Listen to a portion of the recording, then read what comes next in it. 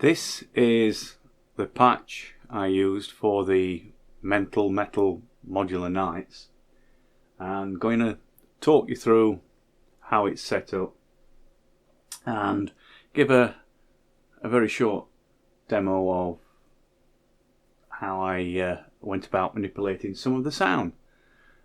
So as a major overview, the components that are involved, there's the metal little box, the metal box from the Little Boxes series, which is where the Mental Metal title came from.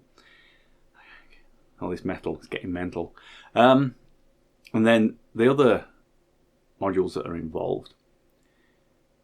The clock for the whole arrangement is actually my LFO module here.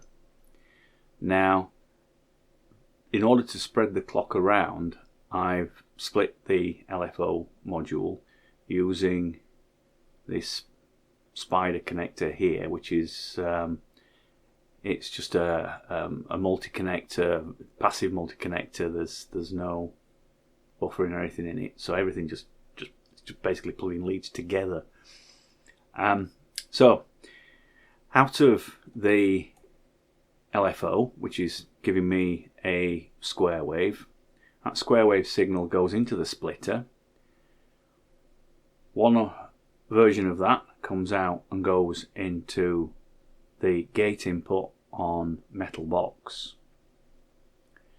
Another copy of it goes out and goes into the gate buffer, which basically just means I've got a really good strong signal which I can then take out of there and go into a gate to trigger converter. And then this last split on the LFO comes out, and I'm using the square wave signal from the LFO to trigger the CV on this VCF, which is an MS-20 style VCF. For the drum patterns, out of the gate trigger, I'm driving directly the hi-hat module. Also out of the gate trigger, I'm going into my clock divider inverter. And then on a divide 2, we go into the kick drum. On an invert 4, we go into the snare. No, that's wrong. Yes, invert 4 goes into snare. Invert 8 goes into drumish. Now, what tends to happen with that arrangement is that the drumish signal hits every other beat of the snare and acts as a sort of accent for the snare. You should hear that in the mix when it comes around. Okay, the output from metal box, which is the thing that's generating the metallic oscillator type sounds, is going into the VCF, and then the output from the VCF is going up to my 2x4 mixer, which has also got the output from the drumish module, and where's that one going? That's the kick drum module. And then hi-hat and snare are going into this mixer module on the end here. Then the whole thing gets mixed through the studio desk mixer here, and I have a little delay and reverb tuned in for that. So what does it sound like? Okay, I'll grab some headphones so I can hear what's going on.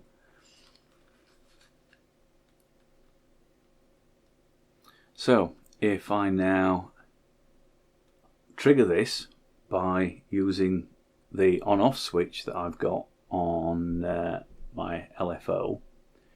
So when I started it, I'm starting with the cutoff turned right down on the VCF, and you get this effect.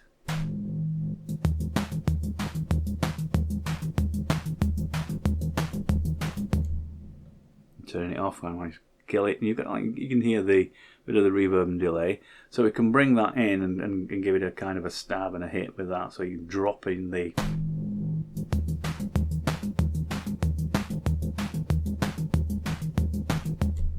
and then while it's off, I can bring up the cutoff on the VCF. So when I drop it again, it goes.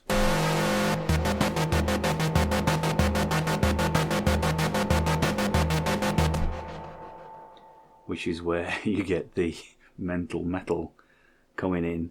And then you can get a range of effects by manipulating the cutoff on the VCF. So here we go.